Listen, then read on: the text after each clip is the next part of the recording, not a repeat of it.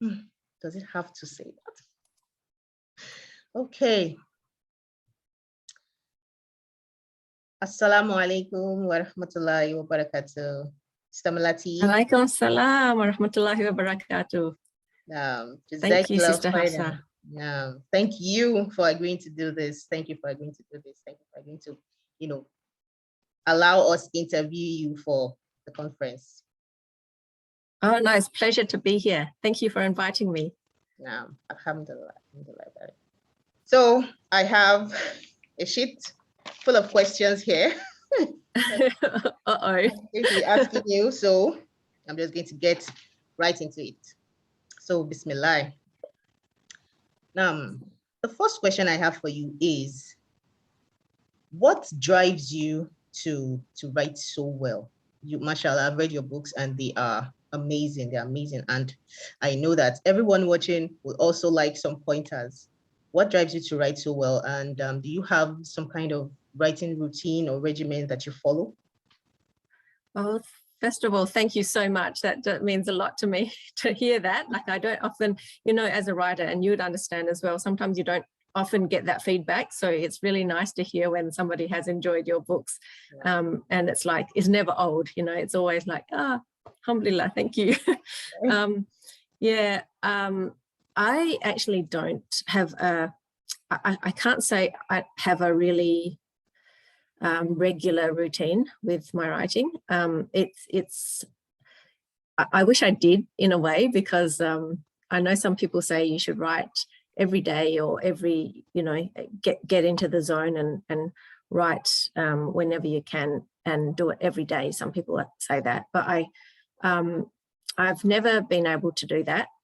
Firstly, because of my job. I'm actually on leave at the moment from my job, but when I was working, I had a very demanding job in the law, so I couldn't really, I didn't really have time to write that often. I had once a week where I could set aside some time to do that, and I tried to stick to at least once a week. But even then, it was only, a few hours at a time, and so it was just a long process. But the thing is about consistency, I think. If you can only do it once a week, then just, if you can, even if it's like, sometimes I would only get a few hundred words out, but little bit by little bit, I guess if you kind of keep going, it kind of eventually adds up to something.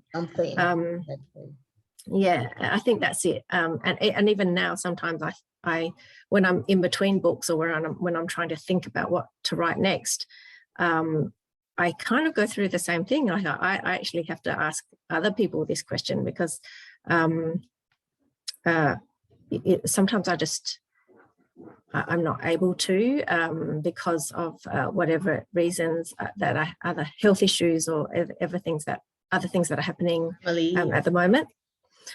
So I've just got to the point where I do it when I can, when I've actually got some, when I've got and I think, and one thing that I heard about the other day, and I think it really helped me over the last couple of days anyway, is that sometimes you don't really feel necessarily like doing it, or you don't really have an idea in your head, but when you actually just get your computer out or your notepad or whatever you use to write, and actually just start writing, even if it is, sounds really bad or doesn't really sound good, just write it down anyway.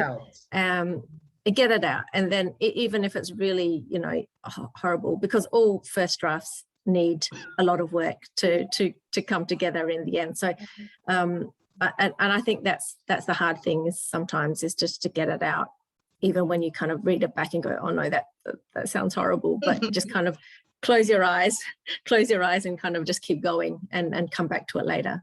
Okay, thank you. So just be consistent with whatever, regimen that you can come up with. Yeah. Okay. So the next question is, what was one of the most surprising things that you learned from creating your books? We're going to come to your books later, but I just want to ask, that now. What was one of the most surprising things that you learned while creating your books, the Ayesha Dean Mysteries? I think one of the most surprising things for me is how often you can read something over and over and over again and not see the spelling error or you know, like you can just read it and you've just read something 50 times, but it's a very glaring error that you just didn't see. So I think that surprises me every time, because I think this time I have got them all. I know it. I have it. But no, someone always comes back and goes, you missed this. And then you feel like, how did I miss that? Yeah. So that's you think that, you know, that's something that I think a lot of writers talk about, but it does surprise me every time, I have to say. Okay, so now to the meat of how many books have you written? I know and what are their titles? What are they about? And which one? I know that's a lot, so I think I'll just ask you one by one. What are their titles? How many books have you written? What are their titles? Okay. What are they about? And I'm going to hold off on the last part of that question. Okay. I've got my books here. So I've got this is the first one. I think it's on the opposite side, but anyway, it's Ayesha Dean, The Istanbul Intrigue. And this is the next one in the series, The Seville Secret. And the third one, this is the most recent one, is called The Lisbon Lawbreaker. And I've written also like I'm calling it a novelette, which is like a mini novel, like a very, very short novel that goes before all of these. So that's gonna inshallah come out inshallah in the new year. I'll announce a date for that one to come out.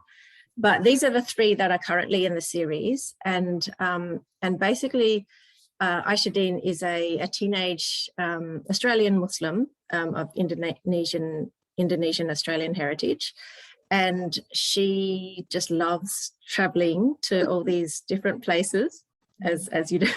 Yes. But she loves traveling to places that have an Islamic history. So there's some kind of Islamic history that she loves uncovering.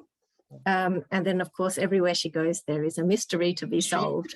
So she has to get herself into all these awkward and sometimes dangerous situations where she has to get herself out of trouble and solve the mystery. That's basically it. But I guess the different thing about these books is that Ayesha is a Muslim, actually a young Muslim, and she's very confident and knows who she is as a Muslim, and that informs, I guess, it's just part of her character. So it's not something that she necessarily has to well, I don't know how to say this. I guess in a way that she's already confident in who she is. You know, Islam, yes.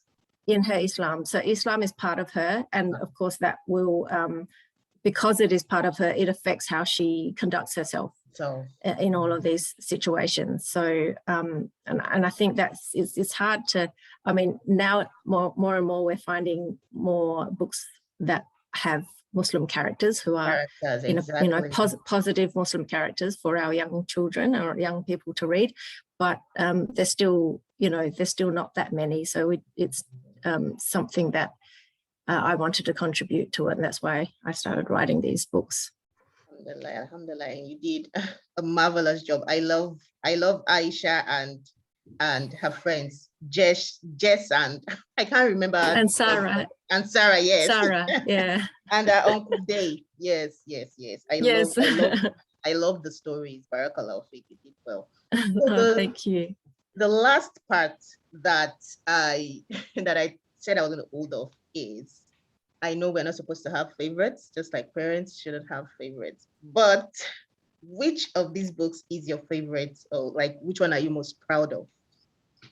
Well, my favorite is, and I am not, I don't mind saying this because it really is my favorite, is the Lisbon Lawbreaker, which is my last one. Okay. And I think that's because I feel like I've learned a lot in over the past 5 years. I think the first one came out in 2016, and it's and I hope and I feel like I've learned more about structuring a story and writing. So I feel like I like that story better than the others. Yeah. I feel like I've in terms of how I've written it, I feel better in my writing, or I guess a bit more confident in my writing since I've when I got to the third one. Yeah.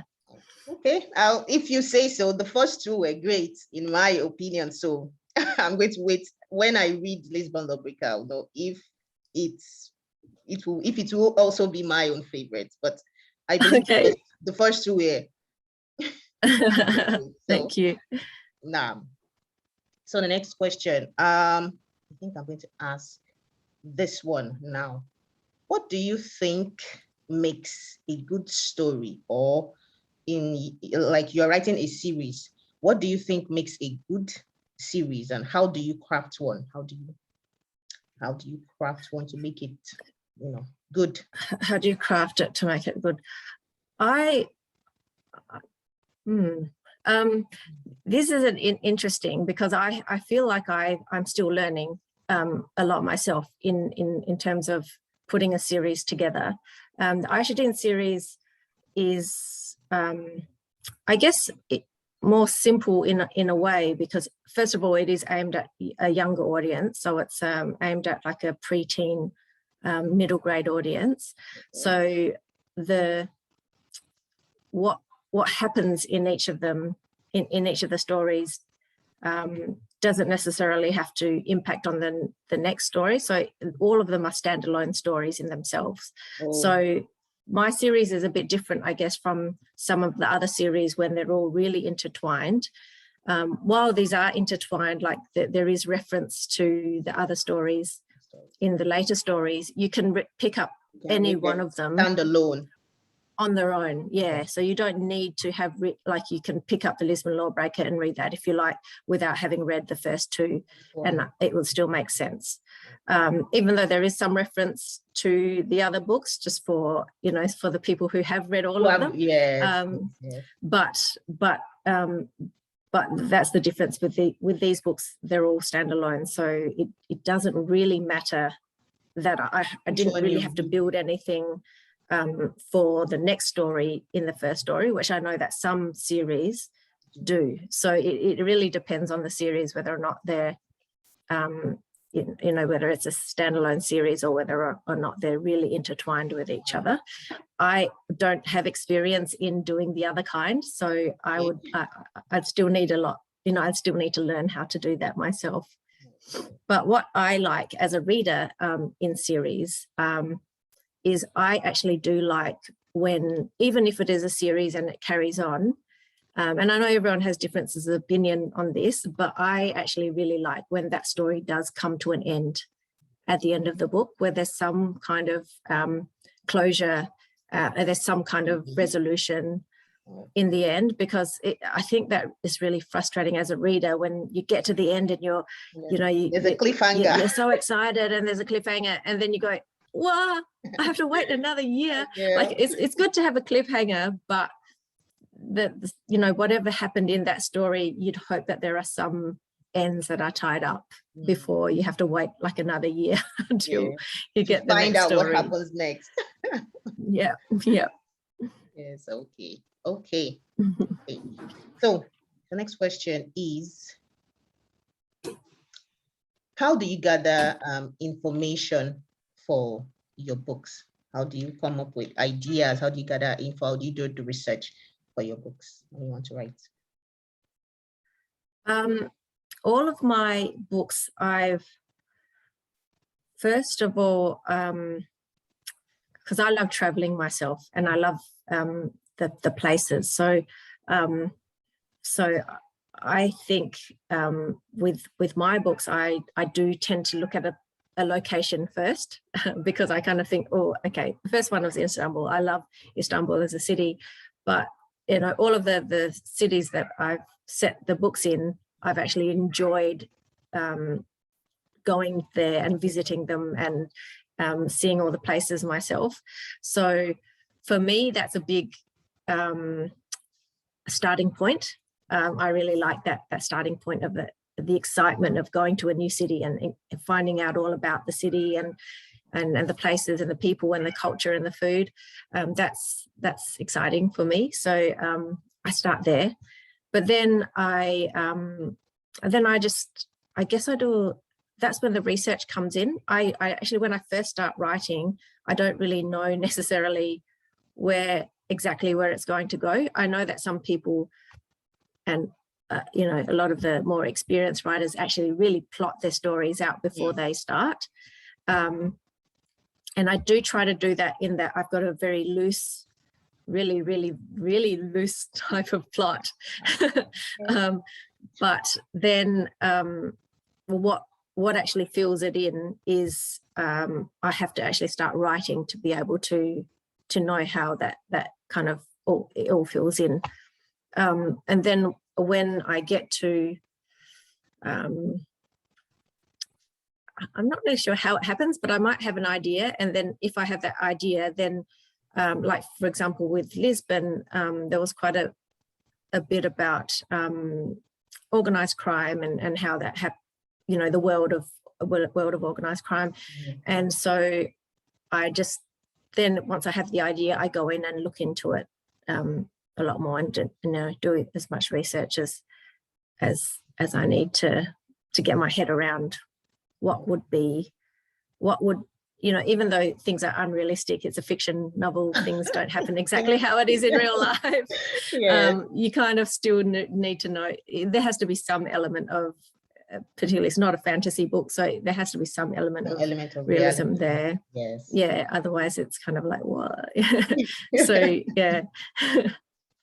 But what I like doing about with the research with these novels is the history, because a lot of the history that Ayesha uncovers in these novels, I didn't know myself necessarily before. Like I might have had some idea, but it's nice when you actually look deeper into some of the things that she brings up or that happen in the story.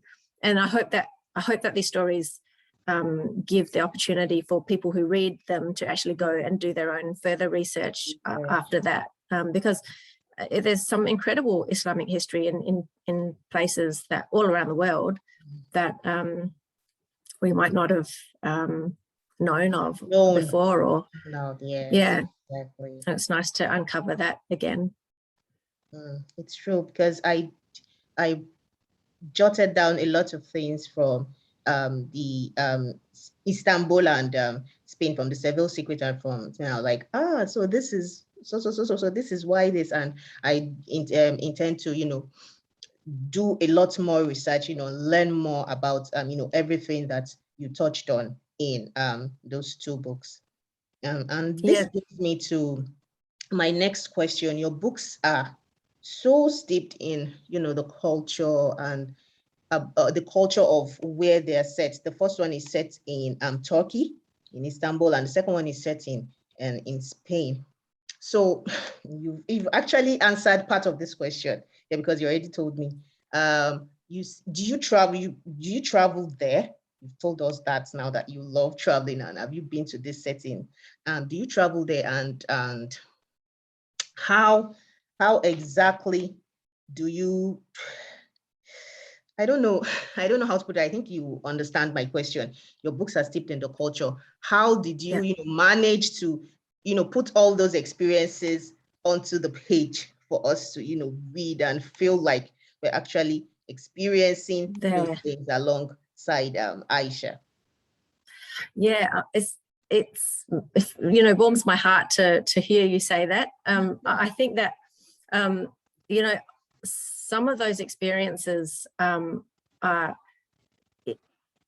obviously, Ayesha is not me, like she's not my, I've made the character up, but some of what she experiences, I do get from my own experiences. So for example, that feeling of being in another country, or being in a new city or a new location, and that kind of excitement that she feels, I also do feel that. So for me, I can describe that kind of easily in the sense that I know how she feels, going into a new place, and how exciting it is, and then exploring and eating all the food, and although now I've got I have all these food allergies that I've developed, unfortunately. It's really hard for me to find the food that I can eat when I'm overseas, but I do have experience in the past of being able to eat whenever, whatever I wanted.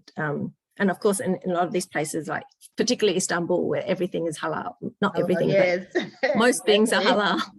And it's really easy to find delicious food. And the places are just, when she goes to these places, that there's always some kind of interesting history that can be uncovered. And with Spain as well, they've got an amazing Islamic history there.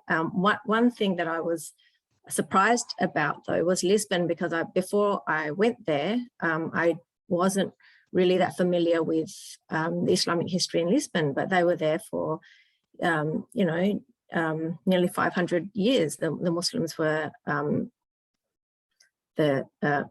ruling Portugal. So and that's like, and you'd be aware of that since you're living there. But the thing is, I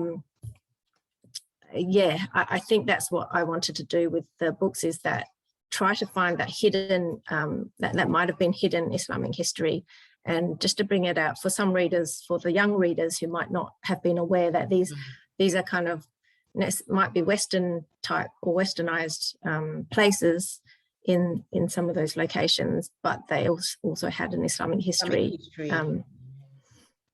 It's a good thing for people, so that more people can be aware and learn about the Islamic history all around the world.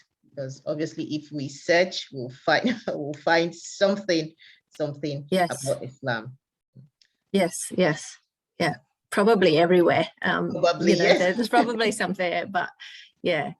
Okay, so do you think that there is a difference in writing for adults and middle graders?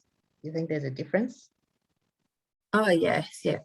Yes, definitely. I think in the way that you, the language that you use, and how you explain things, because I haven't written for adults. I'm actually trying.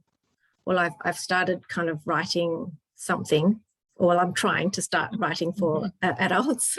Haven't really got there yet, but definitely finding it a lot different because of like with writing for middle graders, there's a lot more explanation that you need to give, even though you do still leave things to the imagination and at times, but there are also some things that a middle grader might not necessarily get, unless you have a little bit more explanation, or a little bit, or the words are a little, they just kind of have to fit the target audience. So it's like you're talking to, you need to be able to talk to that age group when you're writing. So you're kind of thinking about them as well. And then also it does restrict you in some ways, in that, you have to be careful about swear words and, yes. Things like that. The older audience, you could probably put them in at certain times. Yeah, but in books for that age group, the middle graders, it's not appropriate. It's not quite acceptable yet. Yeah. Okay. Now, was there any one specific moment or moments, or did one thing or anything or things happen to make you decide that, yes, I'm going to start writing. I'm going to start writing books for middle graders?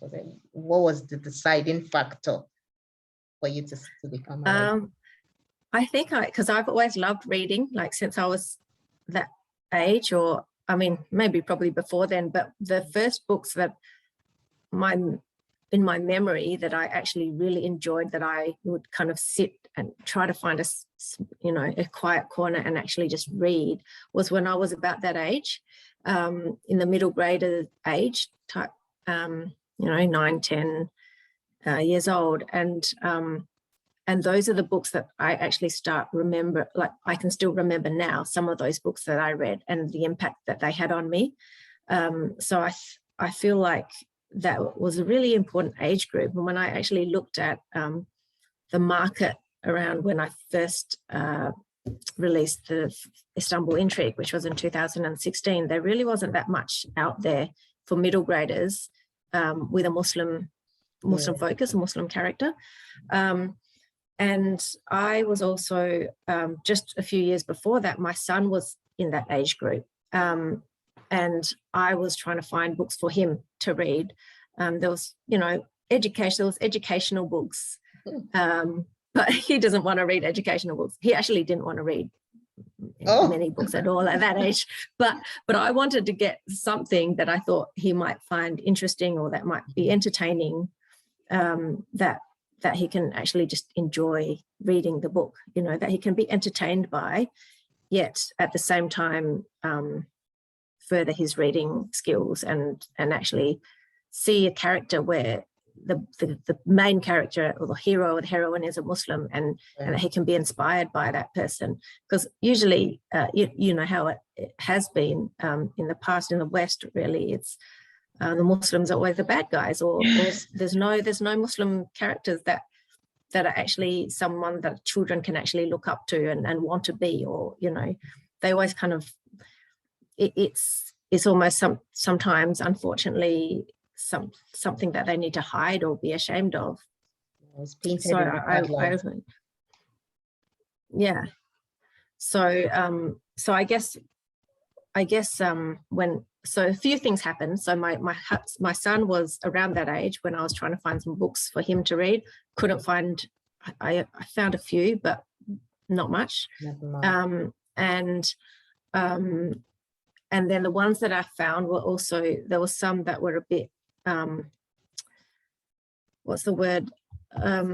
More like reading like a parent telling a child, this is what you should do. Kind of like a preachy. Do you know what I mean? It's not. It was like a story, but it was something that the parent would give to the child. Go, read this. You got to read this, and the child will read it and kind of go, more education, kind of, not something that they'd actually necessarily enjoy. And then self-publishing started happening in the world, I guess. It kind of came up, and I started seeing a lot more of it. When I published the Istanbul Intrigue, I just didn't think that there would be necessarily a market. I mean, I knew that there would be a market for it, but in the traditional publishing arena in Australia, I didn't see any room for it. So when I saw the self-publishing route come up and see how it could be done, I just thought, okay, well, I could give it a go, just try. And so, so I just tried and did it. It worked out. And we're glad I am glad you decided to go for it, because like you said, it's books with Islamic representation, as in heroes and heroines. They sorely lacking, but it's a lot of Muslims. It's coming up now. Actually, a lot of Muslims have now started, writing, especially for children. Because during my own time, so when I read all these Enid Blytons and all that, we didn't have so much representation for Muslims. So It's really, really important. And like I said, I am glad that you decided to, take the plunge and, do this and start. and start. Yeah. Yes.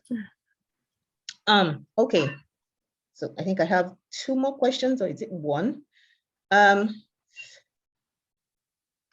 me see. Okay. 2 more questions. What is the title of the best book you've read yet? This is a really, really difficult question, because I don't have, I have so many books that I love, like so many that I just can't, I find it really hard to answer this question. Like, I find it really hard. So I can only give you some that I can think of now. So I read recently, well, probably a while ago now, but there's a book by Behruz Bouchani, which is called No Friend But the Mountains. Oh. No Friend But the Mountains. And he was I'm not sure, it's kind of spoke to my heart, because being an Australian and knowing the way that Australia has treated its refugees in detention in the past, it really struck a chord, and it struck a chord, I think, with many Australians, and actually won one of the highest book prizes in Australia when it came out. And so it was written by a refugee who was detained on Manus Island, which was the detention centre where Australia were detaining the refugees at that time. And it was pretty much written by text messages, because he wasn't allowed to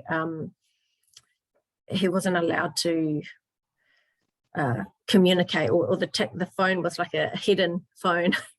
And it was amazing. He had I don't know, somehow help on outside somehow. I think his publisher or somebody was helping kind of get the messages out, but he was basically texting it until he wrote this entire book, and it is amazing. So that's one of a book that I think should be read. Another of my favorite Muslim authors is Asma Zehanat Khan. She's a Canadian author, and she's written 2 main series of books. One's like a crime series that she writes about a bunch of different world events that have happened in the world, but then she looks at it from the Muslim detective's point of view. So I mean, the hero is a Muslim detective, and he he's always has to solve these mysteries as well, but this is like an adult crime novel series. And she also has a fantasy series called the Khorasan Archives, and that's a 4-part series. It's set in a fantasy world, but it is, any Muslim who reads it can see how she's interwoven Islamic history and parts of the Quran into it. It's really, really, really interesting. So I think I'd definitely recommend those books as well. But then again, I love just reading sometimes, when things are going bad in the world and everything's like, stressful, and you just want to relax. I just love reading like a romance, like a nice romance. A feel-good book, yes. I actually love Jane Austen. She's just, kind of, when you're just worried about whether Mr. Darcy is going to come and visit, and that's the extent of it. It's sometimes nice to just sit down and relax with one of those books as well. Okay. Very nice recommendations. I'm going to check those books out, inshallah. So, the final question, I promise. What is your weakness as a writer? Your kryptonite? I think and it's something that I constantly have to deal with, and still, I haven't found an answer yet, really, is that the lack of self-confidence that comes with being a writer. Like it's really it can be debilitating. Like it can actually stop you from trying at times. Like you kind of that kind of fear of I can't do this. Like, what am I doing? Yes, what am I doing? What am I doing? And I think that's something that's really, really kind of difficult to overcome, but that's kind of constantly there, or something that's always kind of like the evil whisperer whispering in your head saying, no, what, who do you think you are? What do you think you're doing? Who is going to read this?